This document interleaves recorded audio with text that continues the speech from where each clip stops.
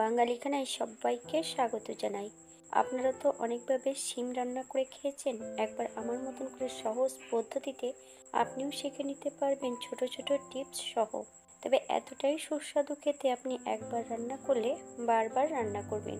তবে আমার বাড়িতে কিভাবে শিম রান্না করা হলো, চলুন সেটা একবার দেখে নেওয়া যাক ভিডিওর মাধ্যমে। শীত কিন্তু দোরগোড়ায়। আজকে রান্না করব শীতের সবজি শিম আলু বড়ির তরকারি। এখানে আমি বেশ কিছুটা শিম ছোট ছোট টুকরো করে কেটে নিয়েছি, আর মিডিয়াম সাইজের একটা আলু, সেটাও আমি ছোট ছোট টুকরো করে কেটে নিয়েছি। আপনারা আপনাদের পছন্দ মতন সবজিটা কেটে নেবেন। একটা কড়াইতে 1 কাপ জল গরম করে নেব। গরম জলের মধ্যে আমি সম্পূর্ণ শিমগুলো অ্যাড করব। ঘড়ি দেখে মাত্র 2 মিনিট উলট পালট করে হাই ফ্লেমে ফুটিয়ে নিতে হবে।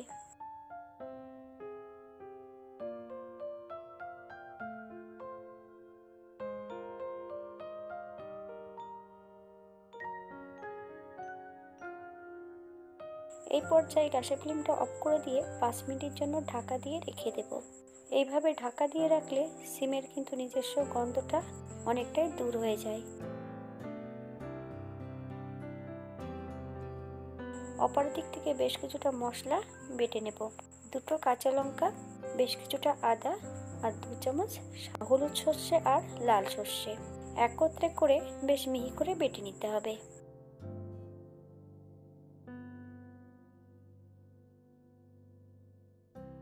অপর একটা কড়াইতে বেশ কিছুটা সাদা তেল অ্যাড করব। তেল গরম হওয়া পর্যন্ত অপেক্ষা করতে হবে। এই পর্যায়ে আমি বিউলির ডালের বড়ি বেশ কিছুটা ভেজে নেব। সম্পূর্ণ বড়িগুলো ভাজা হয়ে গেছে, তেল থেকে তুলে নিতে হবে। আপনারা বড়িগুলো এর থেকে কম বেশি ভেজে নিতে পারেন। একই তেলে রান্না করব। ফোড়নে রেখেছি সর্ষে 1 চামচ। ফোড়ন থেকে সুগন্ধ বেরোলে 1/2 চামচ লবণ আর 1/2 চামচ হলুদ গুঁড়ো অ্যাড করব। আপনারা স্বাদ অনুসারে লবণটা অ্যাড করবেন। এই পর্যায়ে কেটে রাখা সম্পূর্ণ আলুগুলো অ্যাড করে দেব। আলুগুলো বেশ ভালো করে ভেজে নিতে হবে। এই পর্যায়ে শিমগুলো থেকে বেশ জলটা ঝরিয়ে নেব। আমি আলু ভাজার মধ্যে 2টো কাঁচা লঙ্কা অ্যাড করেছি ফালি দিয়ে। আপনারা যদি পছন্দ করেন তাহলে পরিমাণে বাড়িয়ে দিতে পারেন।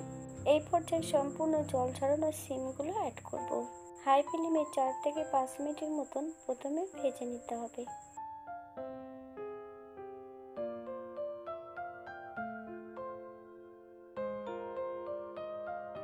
বাঙালি রান্না ঘরোয়া উপকরণ দিয়ে। আপনাদের যদি রান্নাগুলো পছন্দ হয় তাহলে চ্যানেলটি সাবস্ক্রাইব করে দিয়ে পাশে থাকবেন। পাশে থাকা বেলটি বাজিয়ে দেবেন, নইলে নিত্য নতুন রান্নার নোটিফিকেশন পাবেন না। এই পর্যায়ে আমি 5 থেকে 7 মিনিটের জন্য ঢাকা দিয়ে দেবো মিডিয়াম আঁচে।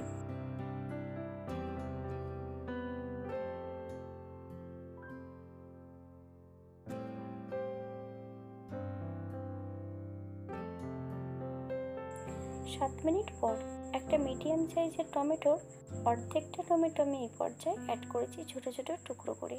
আপনারা যদি পছন্দ করেন তাহলে পরিমাণে বাড়িয়ে দিতে পারেন।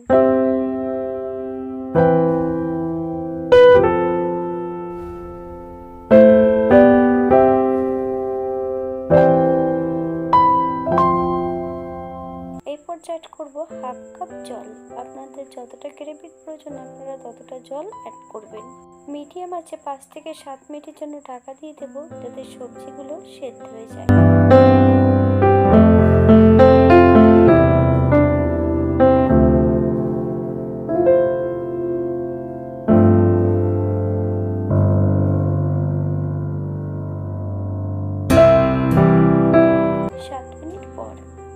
এই পর্যায়ে সর্ষে বাটার মধ্যে বেশ কিছুটা কাঁচা সর্ষের তেল অ্যাড করব।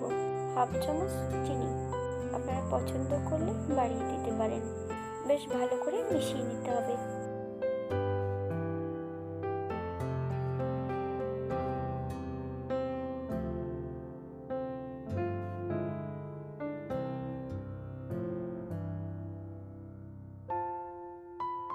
এই পর্যায়ে ভেজে রাখা বড়িগুলো একটু ভারী কিছু দিয়ে ভেঙে অ্যাড করব।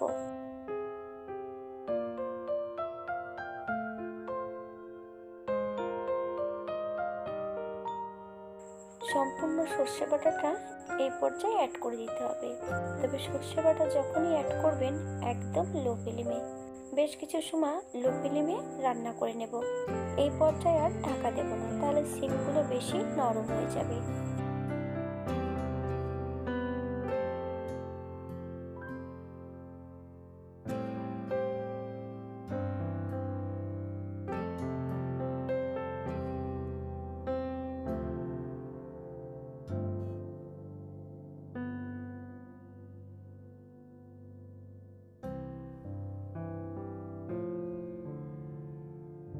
এই পর্যায়ে অ্যাড করব 2 চামচ কাঁচা সর্ষের তেল। আপনারা যদি পছন্দ করেন তাহলে পরিমাণে বাড়িয়ে দিতে পারেন। মিডিয়াম আছে 3 থেকে 4 মিনিটের মতন বেশ ভালো করে আবারও রান্না করে নিতে হবে।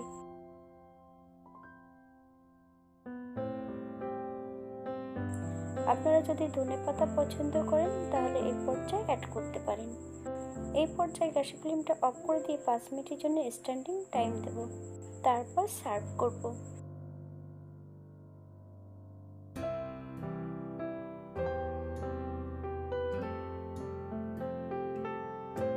এটা দেখতে যেমন ভারী সুন্দর হয়েছে, এটা গরম ভাতে, রুটি, পরোটা সব কিছুর সঙ্গে অসম্ভব ভালো লাগবে। আপনারা বাড়িতে যে কোনো একদিন নিরামিষের দিন এটা বানাতে পারেন, খেতে কিন্তু অসম্ভব ভালো। আর যারা পেঁয়াজ রসুন পছন্দ করেন তারা অবশ্যই পেঁয়াজ রসুন অ্যাড করতে পারেন।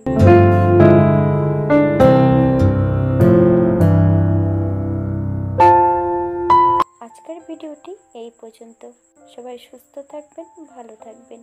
অন্যদিন নতুন রেসিপি নিয়ে আপনাদের সামনে আবার আমি হাজির হব। নতুন ও পুরনো সকল বন্ধুদের অসংখ্য ধন্যবাদ ভিডিওটি দেখার জন্য।